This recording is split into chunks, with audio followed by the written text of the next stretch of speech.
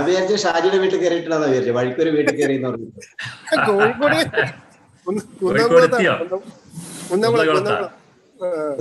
അവിടെ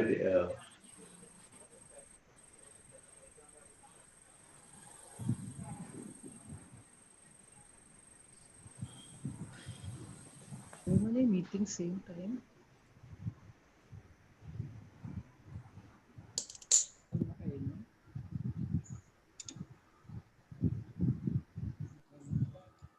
Shall we start?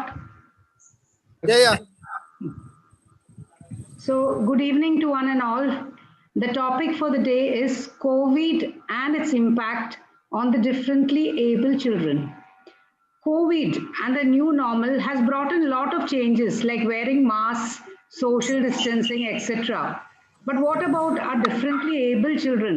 Just imagine a visually impaired child who has to keep touching surfaces in order to reach his destination, or a child with intellectual disability who won't even know the implication of social distancing. So let us learn a little more about it in the upcoming meeting. Our state president, Dr. Narayanan, has been efficiently organizing the program for the Disability Week from the 29th November, and tomorrow is the validatory function.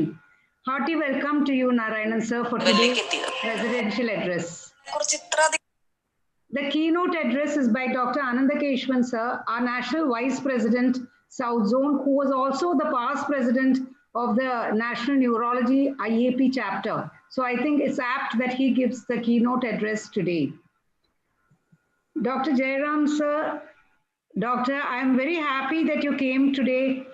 When I invited him yesterday for a felicitation address, he said he has got a national conference based on medico-legal aspects of medicine, but still you have made it a point to come and attend the program.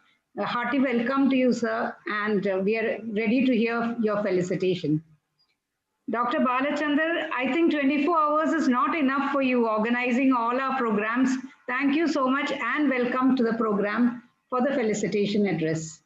Today's moderator is Dr. Shaji, who is the Chief Pediatrician at the Baby Memorial Hospital. I'll be introducing him later. And the topic for the day will be delivered by Dr. Parvati Mohan, who is the professor at Amla Medical College and whose passion project is helping the differently abled. We are eagerly waiting to hear your talk, sir. Madam, warm welcome to Dr. Mukesh, our Vice President-elect 2021, and warm welcome to each and every delegate gathered here today. Over to Dr. Narayanan for the presidential address. Yeah. Thank you, Dr. Reddy Shantakumar. Good evening to you all.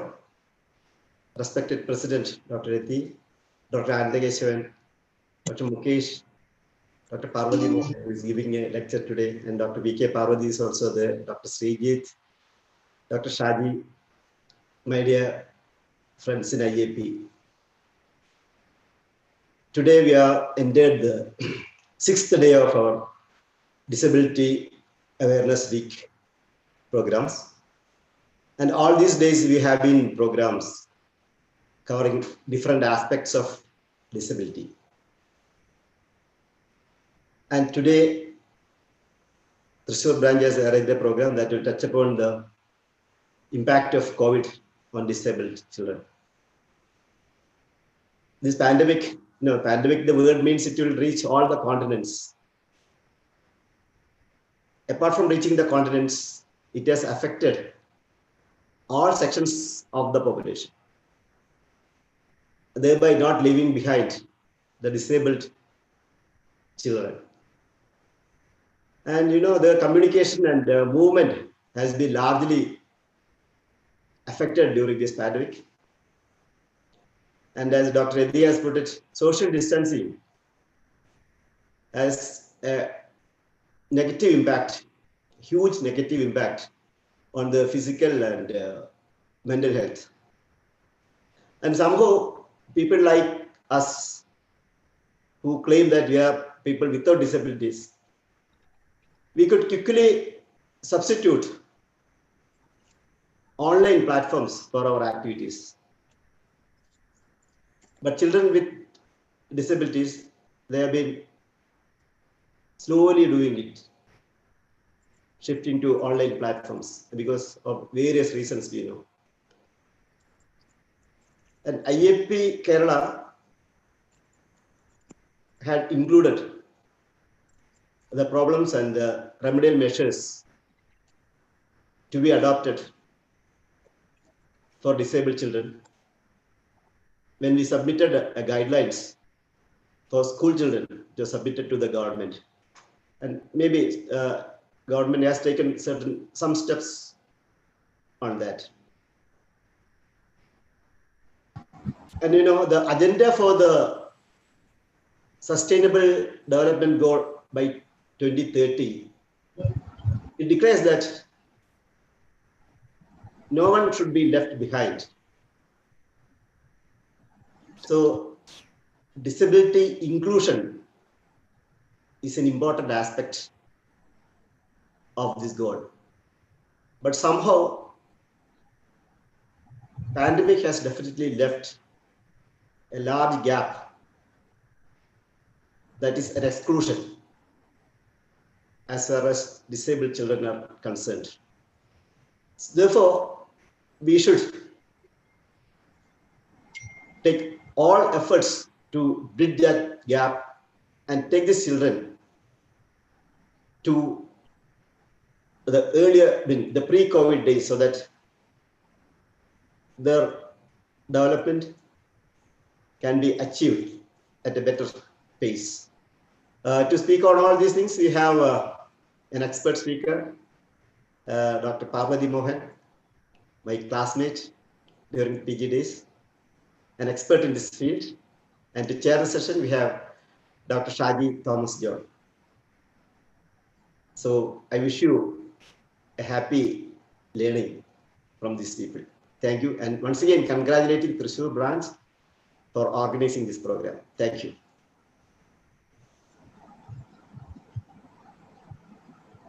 Thank you, Dr. Narayanan. I invite Dr. Anandakeshwan to deliver the keynote address.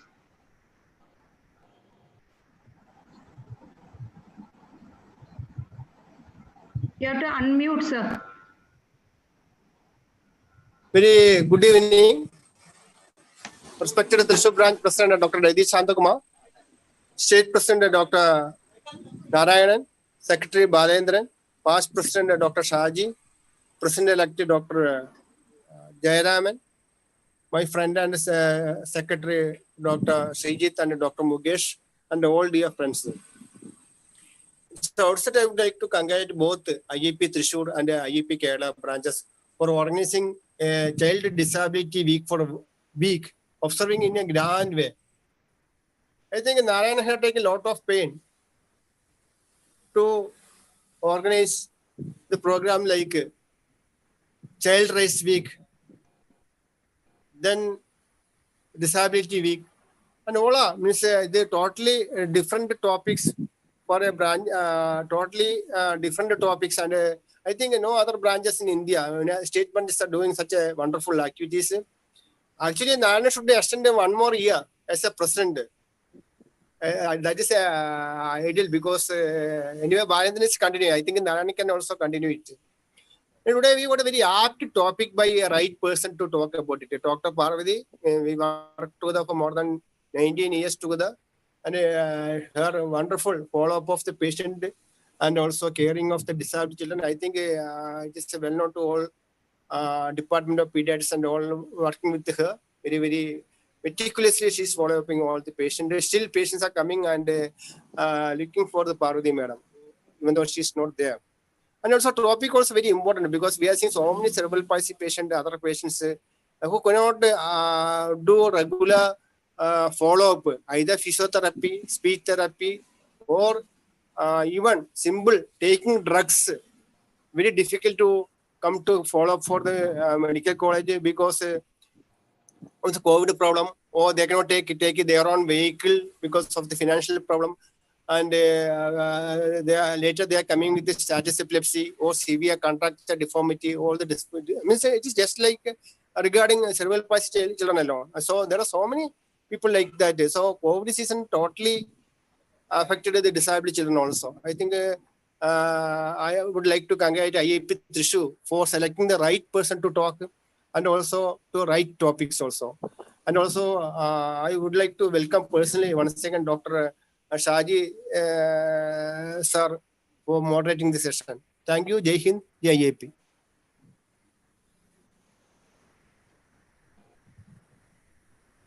Thank you, Dr. Anandakeshwan. Next, I invite Dr. Jairam for a felicitation address.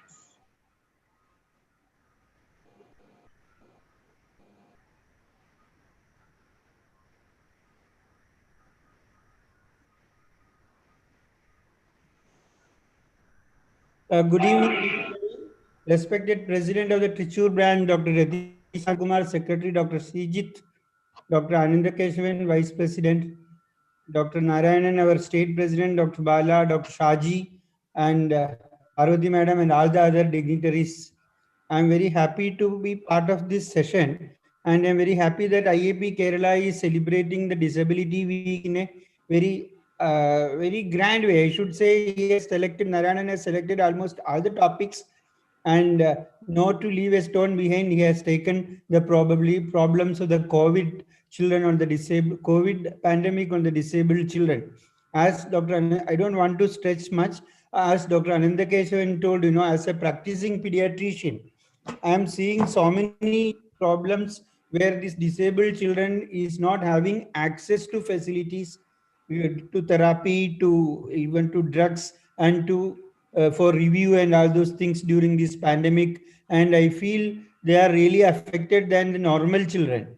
And the other day, last week, I was talking with Dr. Krishna Kumar of the Calicut. He was telling they have organized a system where these parents are enabled to given some advice online, and they can contact the nodal person in Calicut almost every 15 days, and they have evolved a system that is following this COVID. Like that, we may have to evolve more methodologies how to access these children and how to make services to these children available during this season if this COVID is getting stretched. And I congratulate the Thrissur branch as well as the IAP branch and Dr. Parvati and Dr. Shaji for this wonderful session, and I wish the very best. Thank you. Thank you to Dr. Jairam, Kerala, the next Kerala State President elect 2021. And I welcome Dr. Balachandran, IAP State Secretary for the Balachandran for the felicitation. Thank you, ma'am. Respected President IAP Thrissur, Dr. Riddhi, our State President, Dr. Narayan, our National Vice President, Dr. Anandakeshwan, our next year's President and Vice President, Jayaraman sir and Mukesh sir, our esteemed faculty today, Parvati Madam and Shaji sir, Dr. Srijit, all senior past presidents and seniors of IAP Thrissur. First of all, let me say what Anandakeshwan sir said, just a small correction. I also will be leaving on December 20th along with Narayan sir, already completed 2 years. Johnny Sebastian will be assisting Jayaraman sir for next 2 years. He will be the secretary. And so, first of all, and another thing is I want to congratulate Newton Louis sir. I don't think he's there in the audience. Congratulate Newton Louis sir for the honor of FIAP. And congratulations IAP Thrissur for organizing a program on Disability Week, and that too a relevant topic. And this is the 9th program by various branches. Tomorrow is the valedictory function. As you all know, nowadays our children are improving health-wise and by social standards. But COVID pandemic poses many additional challenges on all those involved with care of the disabled. The parents are jobless and because of economic breakdown. Quality and quantity of services are affected. Lack of imparting knowledge in telehealth. In our state, it has not taken off. This all happened especially with differently able children. So to make things better for the differently abled, our aim should be to inclusiveness of the disabled and those caring for them. And this topic is going surely to sensitize us to all the newer dimensions of disability care in COVID and post-COVID era. So I congratulate and thank Parvati Madam and Shadi Thomas John sir for the academic inputs. Thank you, Jai Hind, Jai IAP. Thank you, Dr. Balachandar. Now we go on to the scientific program. And before we start the scientific program, we are very privileged to have as a moderator, Dr. Shaji Thomas John, who is the Chief of Pediatrics and in charge of clinical support services at the Baby Memorial Hospital, Calicut. A short introduction of Dr. Shaji Thomas John. Sir was a past state president of the Indian Academy of Pediatrics and the past national chairperson of the Adolescent Health Academy. He's very much involved in the Down syndrome activities. He was the founder chairman of the Down Syndrome Trust and the patron of the Kerala State Down Syndrome Federation. He was a Kerala State Best Doctor Award recipient in the year 2018 and the chairperson at the Asia Pacific Down Syndrome Federation meet in 2016 and the chairperson at the Asia Pacific Down Syndrome Research Committee at 2015 and 16. Over to Dr. Shaji Thomas for the moderation of the program. Thank you, Dr. Rati. A warm welcome to all of you. I will thank the Thrissur President, Dr. Reddy, for inviting me to be the moderator. And we have a very good speaker, and Dr. Parvati Mohan. Now, today's session is on, as mentioned earlier, impact of COVID on differently abled children. Now, when you talk of this topic, it can be in two ways. One is children who get COVID-19, the impact on them. But many of these children are prone to get infections easily. But luckily, because most of the children are at home and well protected, the incidence, as far as I know, is very, very less in a way that is good. But more important than that is those without COVID-19. The preventive aspects, the training and interventional programs are being affected, and the issues related to providing healthcare. Now, all these are a very big problem. Dr. Parvati will be touching on these problems. It is not COVID-19 in children that is a problem right now. It is the impact of, because of that, on these children, especially challenged children. To talk on these issues, we have with us a very experienced person who has done a lot of work in developmental pediatrics. She had her MBBS and MD pediatrics from Trivandrum Medical College, followed by a DNB pediatrics in 1990. She took a PG DDN, that is a postgraduate diploma in developmental pediatrics in 2010. She was additional professor in pediatrics in Government Medical College, Thrissur, till May 2020.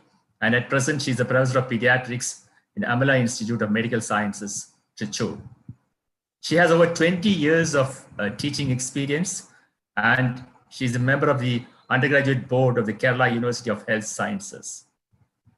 She was in charge of the newborn unit from 2015 to 2020, and the regional early intervention autism center Thrissur from 2017 to 2020.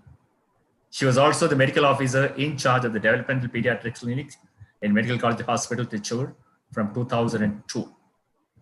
As nodal officer, Regional Early Intervention Center Thrissur from 2017, she played a pivotal role in setting up a model regional early intervention and training center in the Medical College campus. She was one of the founders of the Thrissur Down Syndrome Support Group and Spastic Society Thrissur. She has numerous publications related to developmental pediatrics and has presented many papers as well as posters in national as well as international conferences. Ladies and gentlemen, I have great pleasure to present to you and welcome my friend, Professor Dr. Parvati Menon from Amala Institute of Medical Sciences. Over to you, Dr. Parvati. Thank you, Dr. Shaji, for the kind words and the warm introduction. Let me also thank the senior officials of office bearers of IAP, Dr. Narayanan, Dr. Andakeshavan, Dr. Jairam, Dr. Eti, Parvati Madam, and Newton, whom I can see here.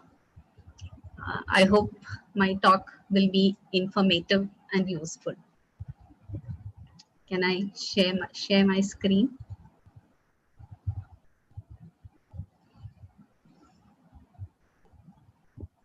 No.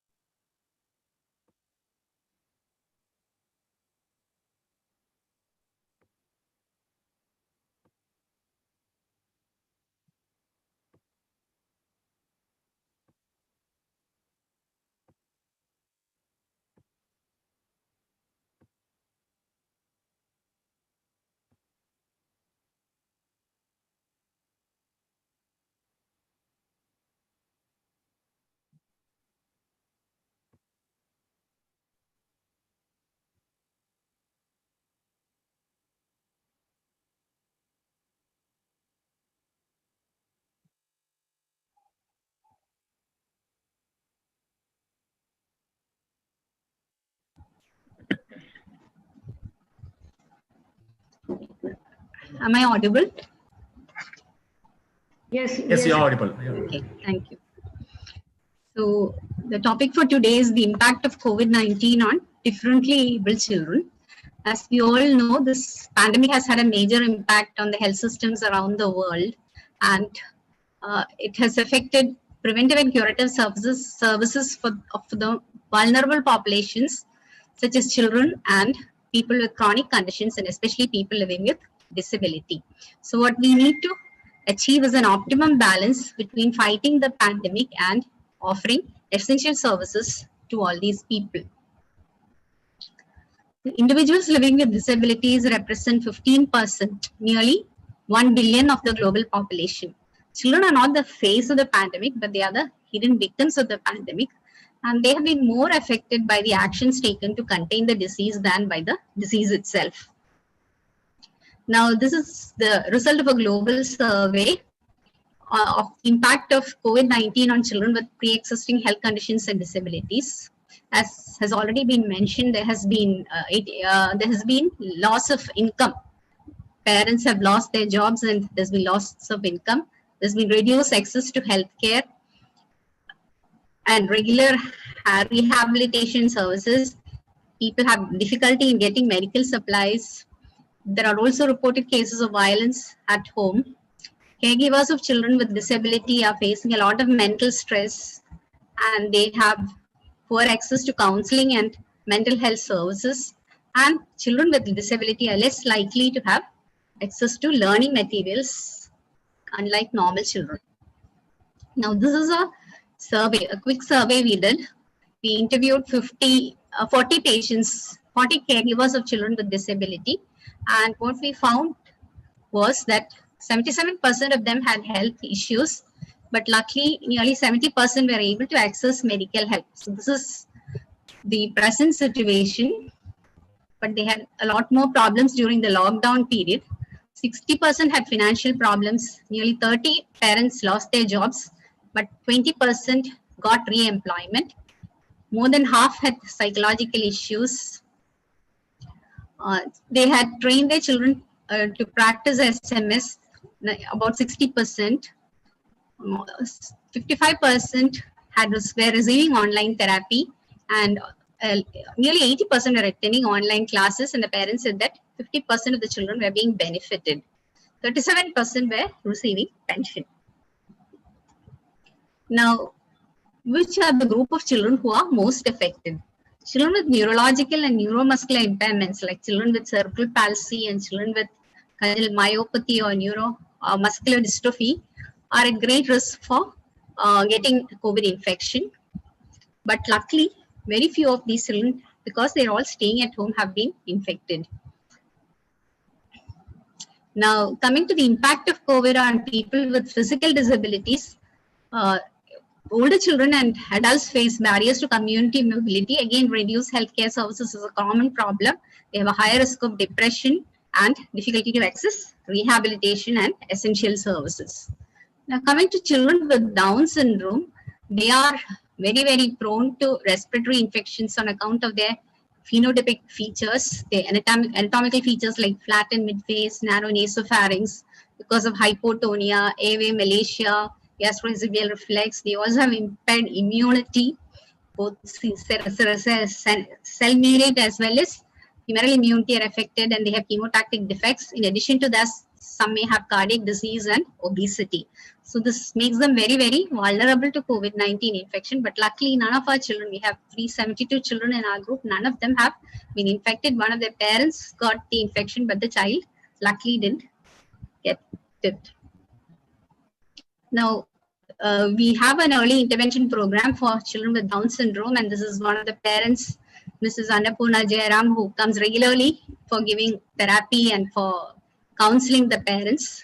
So all these services had to be stopped because of COVID-19, and we hope we'll be able to resume it very soon.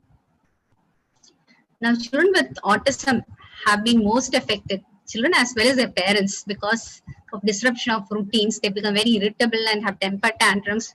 They're also not able to understand why they are not able to go out and why there is so much restriction on their activities, and this has resulted in a lot of behavioral problems. This has affected not only children with autism, but also children with intellectual disability, children with learning disability, and children with ADHD. They have problems themselves, and they're also creating problems, a lot of stress for their parents.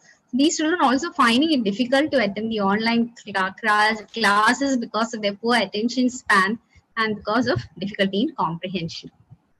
Now, what has been the impact of COVID-19 on the mental health of children and families with special educational needs? Children with intellectual disability, autism, ADHD, and learning disability. There's been a lot of anxiety because of the pandemic, because of the loss of employment, support networks, and access to healthcare. The mood, generally, there has been a lot of psychological stress, low mood, frustration, and behavioral problems. Difficulty to practice the new norms of behavior, and the need for personal assistance in activities of daily living. There have also been a lot of reports of abuse and neglect and threats to safety. Now, small and sick babies. So these are the babies who are likely to develop disabilities. The preterms, the small for gestational age babies, babies with birth asphyxia, and babies with anomalies like cleft palate.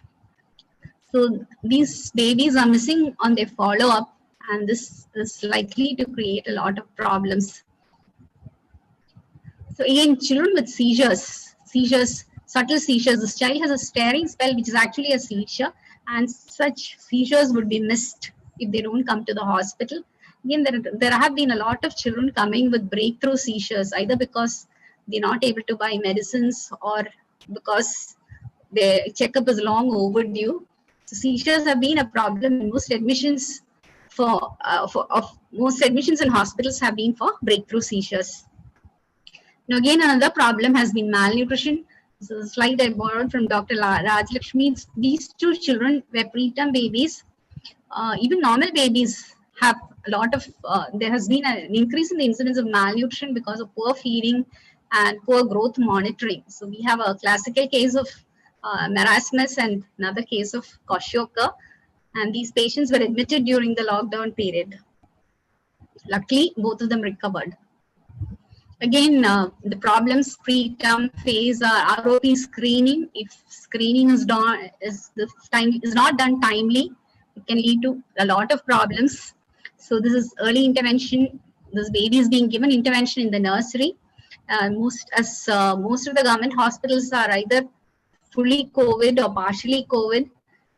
It's difficult for the therapist to go inside the ICUs and start early intervention. Again, this is a preterm baby. You can see that she has her left side. She has a weakness of the limbs on this side, and only if she comes to the hospital will this be picked up. So children with problems like this are likely to be missed. Again, this is a baby who had cardiac surgery under the Hridyam scheme. He had tetralogy of Fallot and he was operated. But again, they are reluctant. They're scared to come to the hospital for follow-up because they fear that their child will get COVID. Now, again, the mother and child tracking card is now in the form of a book, and it has all the milestones of development as well as the interventions that can be done if there is a delay. So it would be ideal if the parents are asked to check their cards and see as they are at home and there's nobody to monitor growth. It would be a good idea to ask them to open their mother and child tracking card and see if their child is growing properly. Again, just as we have growth monitoring, we have a ready reckoner for growth monitoring. We should also have a reckoner for milestones as IAP has. So when a child comes to the OP for any illness, you can quickly see if his development is normal. So tracking development milestones is very, very important in the early detection of disability. So this is again a child who was born preterm. He had an intraventricular hemorrhage, and it was because we were able to follow him up that we were able to pick up his that he had a refractive error and correct it. Again, another preterm baby, an 890 grammer, was born at 28 weeks. He had Klebsiella sepsis. He was found to be hearing impaired on OE. When OE was checked and he was provided with a hearing aid, he's now 3 years, but they've not come for follow-up. He's only able to say 8 or 10 words, and his parents are quite happy with that, but he definitely needs intervention. We were actually planning for a cochlear implant for him. Now again, children with cataract, they have to be operated. The cataracts have to be operated before the age of 3 months. And again, children with refractive errors have to be provided spectacles as early as possible for their for proper development, for their eye-hand coordination, and even for language development. And children with hearing impairment too, as I said earlier, they have to be picked up at birth, provided with hearing aids at 6 months, and her cochlear implant should be done by the age of 2 to 3 years. So this child was picked up early and he had an implant, but he's not able to go for therapy now. And again, there are problems with his implant also. So because of the lack of rehabilitation services, all these children have problems. Now, what is the impact of COVID-19 on people living with visual disability? Because they need personal assistance and support, and they depend on touch and tactile sensation. It's also very difficult to train them to wear masks, washing hands, etc. because all this depends on visual function. They also have to disinfect their canes and magnifiers. And again, for them, accessibility to eye care and other health services is difficult. So these children have a lot of problems now. Now, how can you care for a child with ASD? So what is most important for them is routine and regularity. So you have to set up a routine even at home and create a child-friendly visual routine, which they can easily follow. You cannot stop your services because it's very, very difficult to get them back. And at the same time, the caregiver also has to look after his own health, especially his mental health. Now, how do you set a routine? You set a routine similar to the pre-coronavirus routine. You can identify 2 or 3 habits that can be continued, and you can give them frequent breaks in between sessions to relax and engage with each other. And you can keep a picture of the routine and teach them how to do activities of daily living. Cut out pictures and stick them up so that they can do.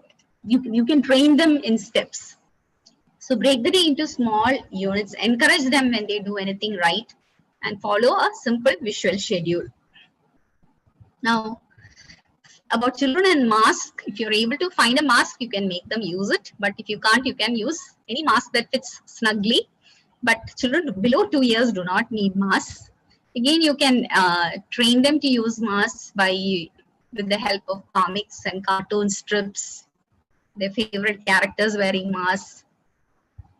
These are masks meant for children with hearing disability, these are transparent masks, so they can, it's called a see-through mask, so that they can easily lip read. And again, if they wear a mask with I read lips written on it, the person who's interacting with them can raise his voice and be more audible.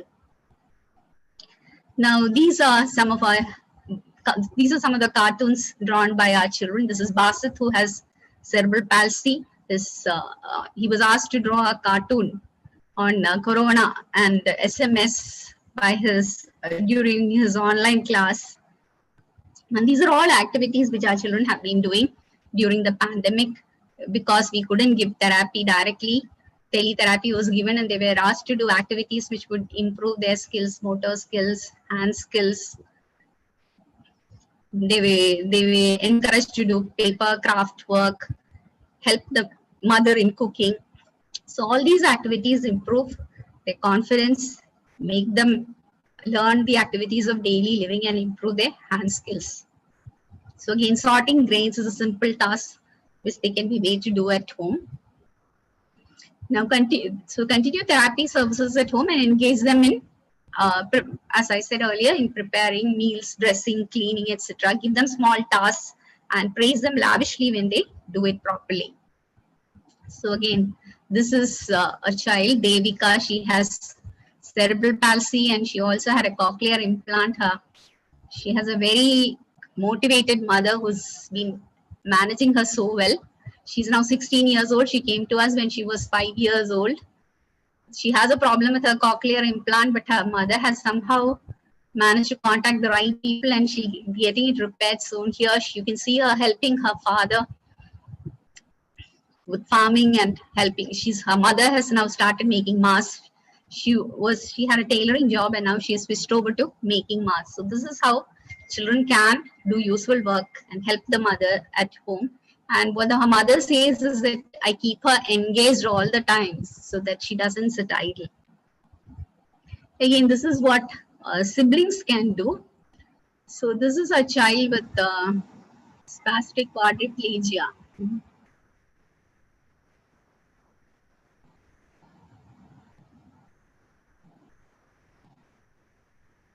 You can see his little sister talking to him. He looks so happy when she speaks to her.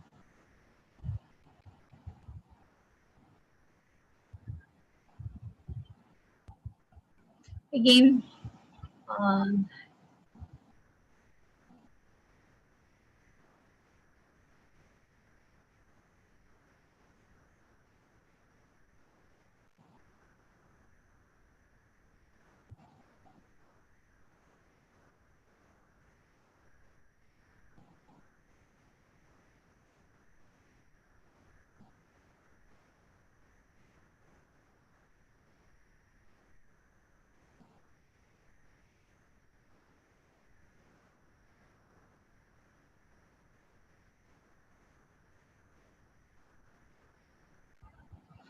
so that was two siblings trying to engage their little brother who has autistic features. So the whole family shares the burden of looking after the child. So here I don't think they consider it a burden. Here they are all enjoying and having fun together. So this is how it should be. Now this is a guide for parents of children with disabilities published by UNICEF. It's a very useful guide and it's available on the net. So this is a study we did on caregiver burden of carers of children who had cerebral palsy. You can see that most of them had mild to moderate burden. So all this has been enhanced now during the time of this pandemic. So how can we manage the stress of the pandemic and the lockdown? So as has already been said, children with special needs find it very difficult to stay in confined spaces without any social exposure. That is what all the mothers say. They just can't understand why they are not permitted to go out. And one of the mothers of a child with Down syndrome told me that her son just couldn't understand why he was not permitted to go out until he saw a policeman chase away a group of boys in the neighborhood who were playing football. It was only then that he understood that it's not he will be punished if he goes out. So it's very, very difficult for them to comprehend why they have to accept why we have these new norms. Again, an important point is that the children's stresses before the lockdown and the pandemic were shared between the parents, the schools, and the therapists. Now it has to be dealt by a parent, either alone or by the whole family, and they are totally unprepared for this. So it becomes very, very stressful for them, and we have to give them give support to the children as well as to the parents. So the carers may have negative emotions. You can tell them they may be tense, may feel sad or irritable, and they may have feelings of discouragement. So what you can do is to tell them that all this is normal. We all go through these emotions. It's very right to have negative emotions, and ask them to think of solutions and put them into practice. So I had a mother whose child had severe, who had spastic quadriplegia, and she had a help who was not able to come because of the lockdown, and she was under severe mental stress. She had become very quiet and silent, and finally her brother took her to a psychiatrist, and she had to be put on medication. So you have to watch these caregivers and see if they have undue stress and have to get professional help. Now, the next thing you have to do is to organize your time. Take time. You shouldn't work from morning till night. You must take time off for some relaxation. Take time to care for your child. Again, you should not you should not play with your child when all your work is over. You have to find the time when the child is most receptive, when he is awake and alert and ready to play, and you can postpone your activities later on. Now, health of the child as well as the carer is very important. A healthy mind, as we all say, healthy mind and a healthy body. They should all take care of the diet, exercise, take short exercises, walks, and sleep for 6 to 8 hours. This really reduces stress. Now again, take time off to have some fun, listen to music or talk to a friend on the phone, and make daily activities fun. Again, avoid isolation, reach out to friends and families, at least text messages or make video calls. Now, delegate tasks. This is very important. The mother should not take it upon herself to do all the work at home. The family can share. You have to teach the other members to look after your children. While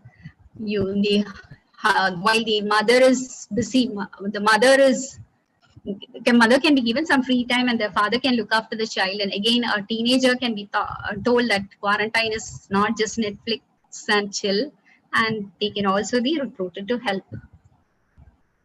You can share your feelings and ask for help from family and friends, and support groups are a great help. They all go through the same problems, and sharing their feelings and doing activities together really helps. These are posters published by UNICEF. You can download them and you can have it, stick it in your clinic. What it says is be supportive, empathetic, and loving. Communicate with your child. Reinforce whatever is positive. Ask for help. So these are all things we have already said. Again, how to take care of special needs children, how to have routines. And another important fact is that women and girls with disabilities are at greater risk for abuse, and you should never leave a child unprotected at home.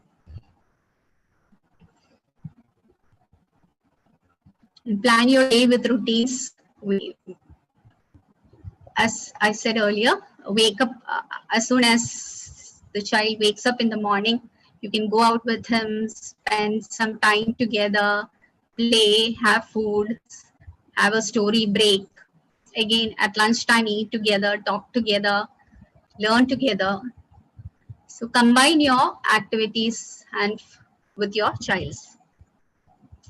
Now, this is a problem that we are seeing now. increased electronic screen exposure and autistic-like behavior among preschoolers, there's been a marked increase in the number of children coming with autistic symptoms. They have regression of language and social skills, and some of them even have repetitive behaviors.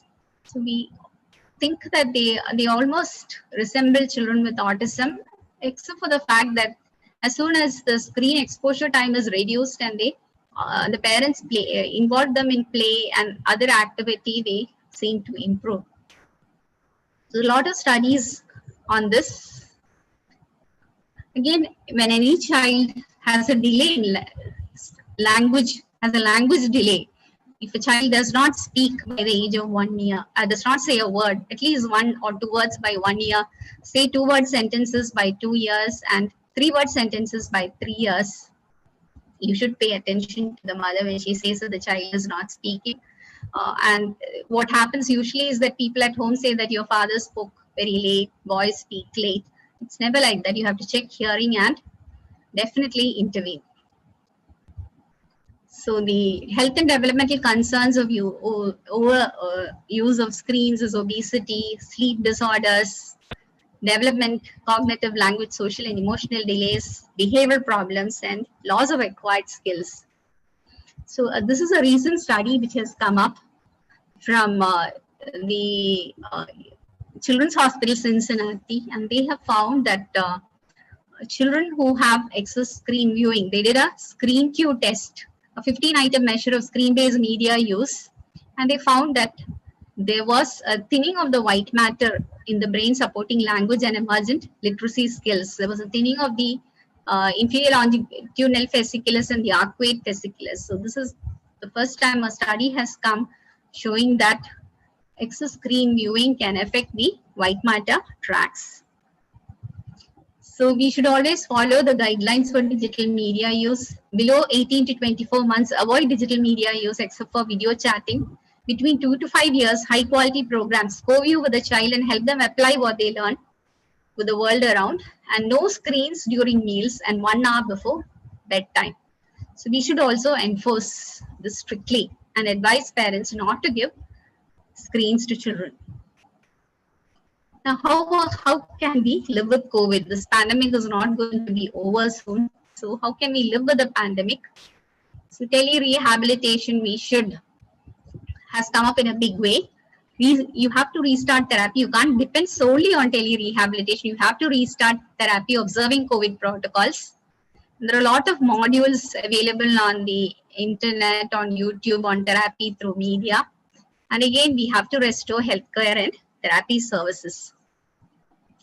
So this is our high-risk clinic. We started in 2002. It was Parvati Madam who gave me charge of the clinic 18 years back. And we slowed from, it was actually a monthly clinic, then it became a developmental clinic with a social worker and a developmental therapist, and we were seeing children every day. And finally it grew, it developed, finally we had a regional early intervention center sanctioned for the medical college. And this is the crowd that we had. We had almost 80 to 100 patients per day, and we had 12 therapists to help.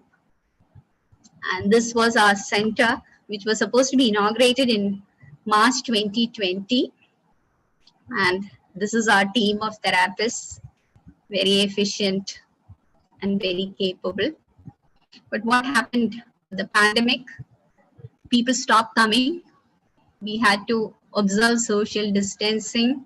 The therapists had to wear protective gear, but surprisingly, children don't seem to be upset. They only seem to be intrigued. They're not scared of the gear that we wear.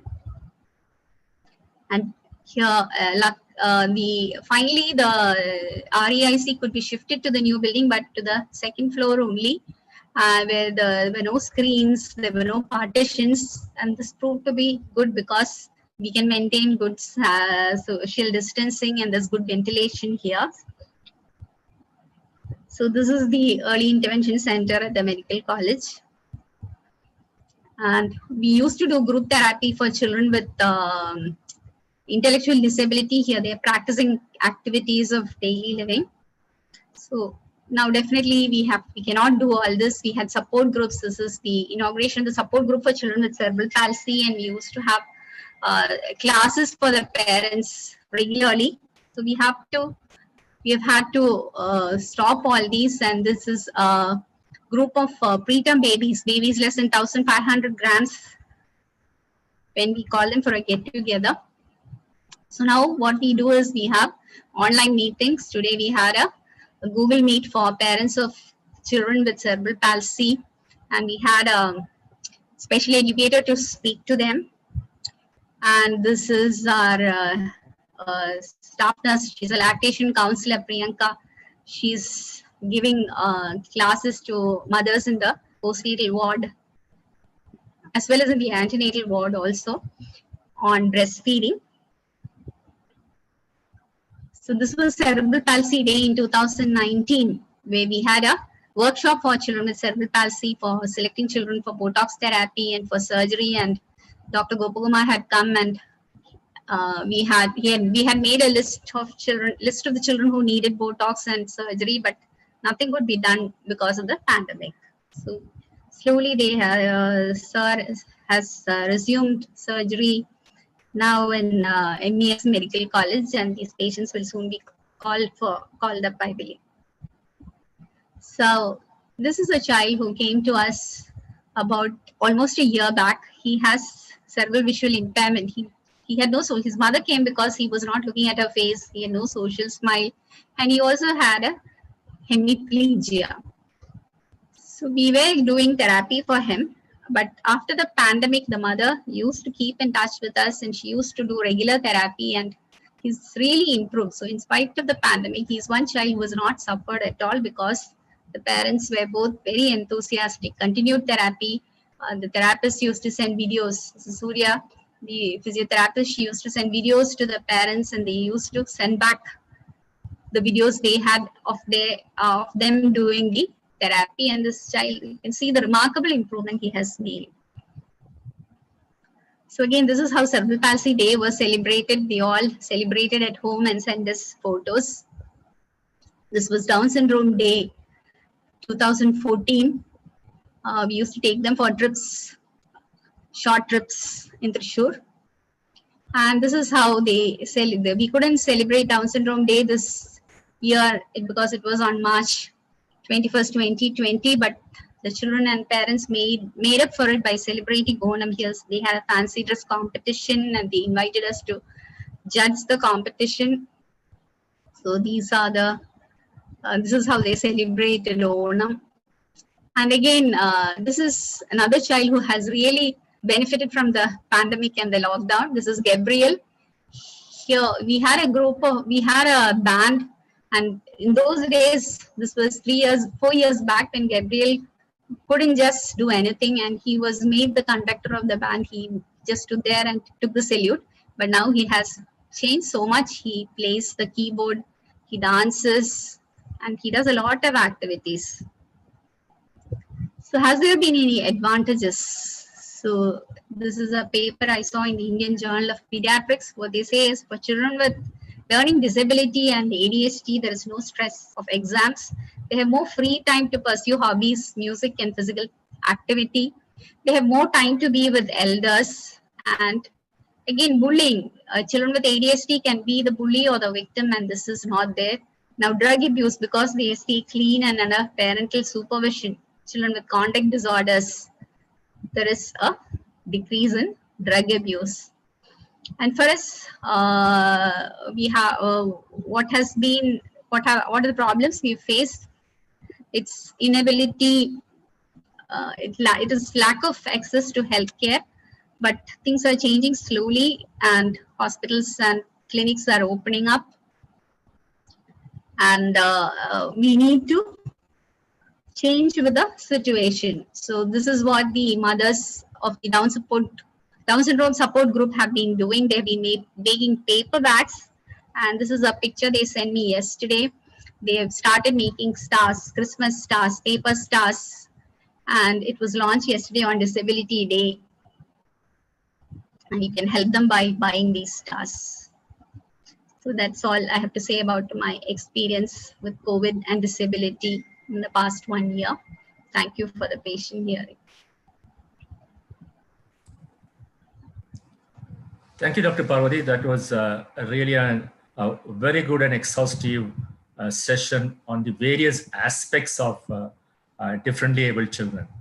Now, all children, irrespective of whether they are disabled or not, in fact, all of us are disabled to some extent in some way or the other. All of them have this problem because of COVID. The only thing is that the differently able children are more into it. They have more problem because of various reasons. The most important thing which I have seen is the parents are afraid to come to the healthcare system. They think that they'll get COVID. So many of the things are missed. Like as you have mentioned, a seizure is missed, or various other problems are missed because they're afraid to come. But that again is gradually changing. Another important thing is the lack of therapy, especially for those, especially autistic and other children, where there's a break. Even though we have these therapies being given to various virtual platforms, but then it may not be as effective as when it is given directly. Now, that is something which you got to cope up with. The restriction in activities, as you have mentioned, is another great thing. Even for normal children, you ask them to stay at home or you wear the mask, they just can't understand why it is being done. So that again is a great problem there. Telemedicine is coming up. It has come up in a great way. But as I mentioned, the problem of telemedicine is the doctor cannot at times understand what is happening, especially the problems with the skin or maybe something else which is not able to comprehend through the telemedicine. And the parents have a feeling that, okay, you have a telemedicine, why should you go to the health care system? We can have it through the telemedicine. But all of them have a problem. And of course, the screen time. That is a major problem. As you rightly mentioned, no screen time less than 2 years, unless it is for interaction with somebody, either through the virtual media or the video mode. And 2 to 5 years, of course, you're going to restrict it. Now, the problem here, which I am seeing, is even for normal children admitted in the hospital, the parents show the video of some song or dance just to see the keep the child quiet or to feed the child. Now, this is something which I think all of us should take it to tell them not to do it, because as you mentioned, they get features of delayed milestones or delayed speech more. And all these things are a problem. And in a differently abled child, it's all the more. Now, we got to learn with the new norms. That is something which you got to think about it, teach them, because COVID is not going to go away within a day or two or even a month or two. So what can we do? We just cannot leave these children like that. So we got to have an effective way of handling them with the resources, with the problems that we have, so that we make the best out of it. And the most important thing, as you have mentioned again, is the some children are able to do it better because of the dedication of the parents, especially the mother. The interest taken by the mother, as you have shown, that makes a lot of difference. So motivation of the parents is something which is very, very important, so that, you know, that same thing can be carried on to the child and you get a better results with that. Even for the virtual meetings or virtual therapies, unless and until the parent is there with the child, there's no point in somebody showing them something over the virtual therapy. Anyway, that was an excellent presentation. I think it was worth the time spent. And now, if any of you have any questions, I think Dr. Parvati would be able to answer them. Well, online therapy seems to be much more effective than we expected. Yes, that's a comment made by Dr. Janaki Menon. Yes, it is. Dr. Parvati, would you like to comment on that? They are much more effective than expected. Because the therapists had too many patients before. Now they can give more individual attention. And it's effective, as you said, yes. Only, and it's effective only if the parents are also cooperative and willing to do it, as you said. So the most important thing is motivating the parents. Yes. That is something which is very, very important. You have to be after them. You have to keep Yes. on calling them, ask them to come back for therapy. So any other comments or questions? Dr. Parvati Kalkando, Kalkando. That is a really wonderful experience from a person who was living. It was a drop of your life which was exposed. So thank you for all these live pictures and all this from your own patients. And I'm worried whether in the next disability day, we are likely to have more of these number increase of these disabled children.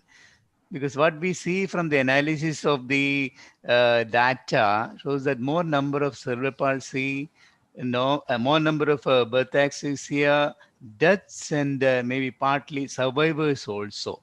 So that's one thing which should be worrying all of us.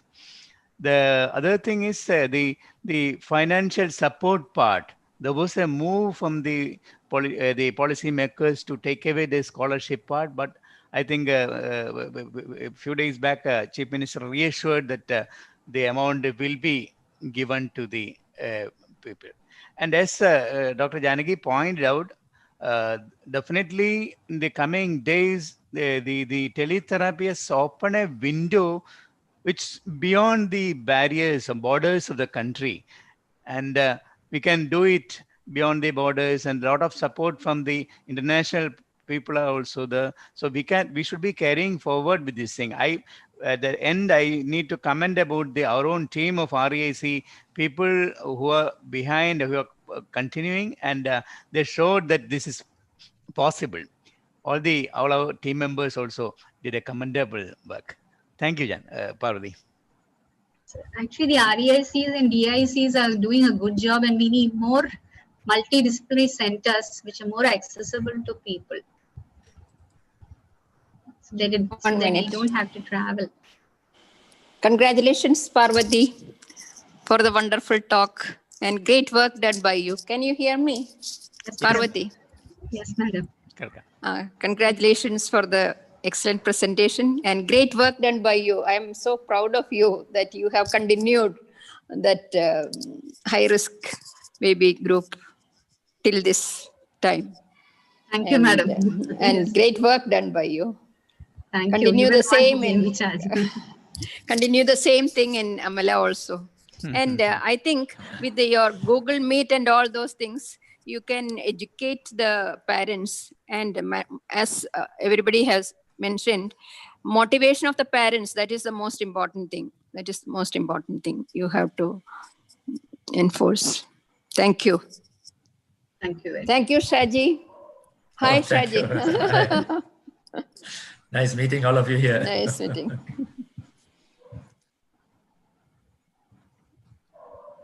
So over to the president. I think there are no more questions there. We take this opportunity to congratulate Dr. Newton on receiving the prestigious award and a few words from you about the talk today. You can unmute Dr. Newton. Yeah. Actually, I enjoyed the talk, and I was wondering whether Parvati will be able to use this as an opportunity to take online classes for the parents, brief classes with regard to how they can improve their children. Of course, individual attention is required, but basic principles, teaching them in groups, that might be better, because now more people are into this online webinar. So that is possibly one place where this Parvati might be able to use this as an opportunity. I don't know how practical it is to take classes, but you will be there taking training programs when they come to you for personal care. So possibly you can do a little bit here for separate groups, ADHD group, CP group, Downs groups. So a little bit of brief 15-minute sessions at different times. Just a suggestion. We've already started. We've started groups for children with Down syndrome and cerebral palsy. We had a class today. Oh, great. That's wonderful. Yeah. So Newton, congrats. Congrats from all of us. Not I alone. It's with the help Newton, of the Early congrats. Intervention Center and everybody in Medical College.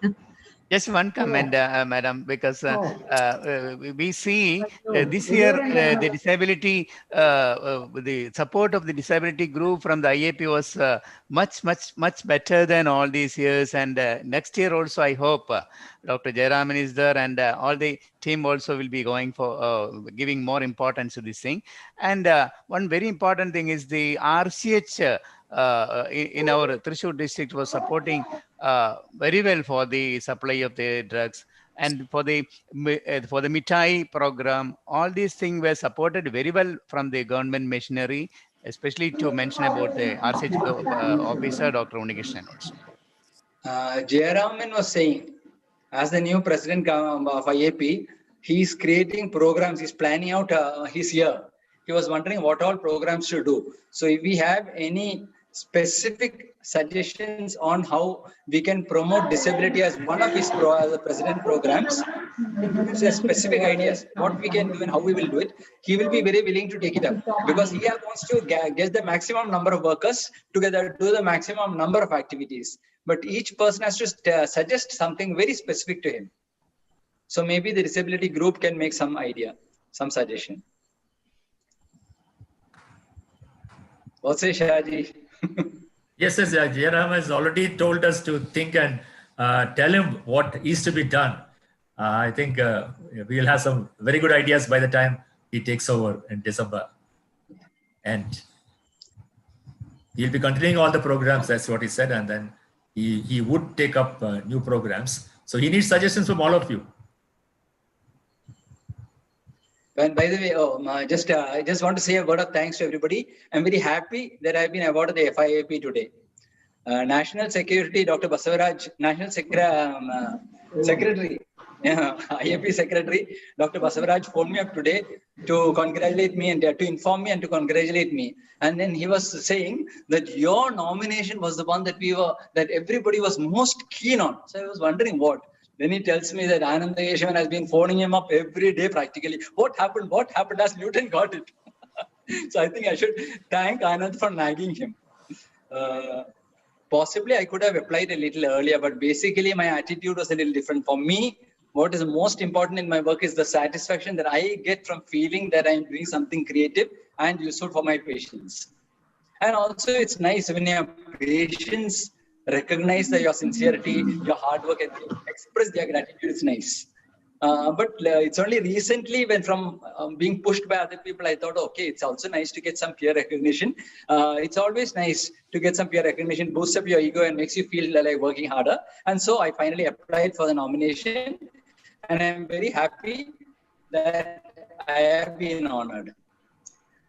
Now, actually, I have done a little work at the national level and at the state level and all that. Basically, I'm a grassroots worker. Basically, sure IAP, because we've got plenty of people who are willing to work at the national and state level, but at the district level, we have hundreds of plans and very few workers. My good fortune, I have concentrated on here, and whether I've got fantastic support from Thrissur IAP. When I was treasurer, IAP Thrissur IAP, secretary, president, when I was active long ago when there was no NNF, I was very active with this NRP, BFHI, essential newborn care. At every time, whatever I wanted to do, I was getting good support from everybody in IAP, support and encouragement. Without that much of support and encouragement, I don't think I would have, with that much of backing, I don't think I would have achieved even 50% of what I have done. I feel I have done something useful. I feel I am worthy of the award, but at least 50% of the credit actually belongs to the whole of all my colleagues and my seniors who gave me strong support throughout these last 27 years. So thank you all for my FIAP. Thanks. And your recognition is going to, you should work harder. It should motivate you more and to do greater things. That is again a reason why you're recognized and honored. So all the best for your future programs also, Newton. Thank you. Before we conclude, a word from Saroja Madam and Dr. Janaki. Dr. Sarojam, you have to unmute. Can you hear me? Can you hear me now? Yes, madam. Yeah, I am a person who's involved in looking after cleft palate and disabled children. So I was very happy to go through this session. It was very helpful for me as well as to others. I think next year we'll have a better sessions. Thank you, Riti. Thank you. Dr. Janaki? I have always been a part of Newton's endeavor as well as Parvati's endeavor. So whatever they have, what do you call? എനിക്കും അവിടെ നിന്ന് തൊട്ട് എന്താ പറയാ മുറ്റത്ത് എന്താ പറയാ പൂമ്പൊടി ഏക്കുന്ന ഇല്ലേ മുല്ലയുടെ പൂമ്പൊടി ഏൽക്കുന്ന ആളാണ് ഞാൻ. So it's a very nice occasion for me. Kumbadi മാത്രമല്ല. The whole department has always supported me. Purushottam Saram, ellarum. It's a combined achievement. It's not my achievement. And being with Newton during those early days of NRP and BFHI, they actually inspired me to go on, continue, and even to to join medical college. Everything came from that. Yes, the three of us used to go to all the private hospitals. Do you remember Newton? Yeah. Essential newborn care classes on essential newborn care. Every nursing school in the whole of Thrissur. And Parvati madam gave us the dummy. Yeah. None of us were in medical college then. Yeah, we weren't in medical college then. So we shall conclude the end of a very good program with a vote of thanks by Dr. Mukesh, Vice President-elect 2021. Dr. Mukesh, over to you. President Dr. Reddy ma'am, dignitaries on end of the dais, and my dear IAPs. We just had a lovely, beautiful presentation by our Professor Dr. Parvati Mohan. We are very happy and grateful to you, ma'am. I, on behalf of myself and on behalf of IAP Thrissur, extend our heartfelt gratitude to ma'am. Let me express my sincere thanks to Dr. Shaji Thomas John, sir, for moderating this session. Thanking you, sir. I thank State IAP President Dr. Narayanan, State IAP President-elect Dr. Jayaraman, Secretary Dr. Bala, National Vice President Dr. Anandakeshavan, sir, for gracing this occasion. Let me place on records my sincere thanks to all the doctors who attended today's CME. Thank you. JIAP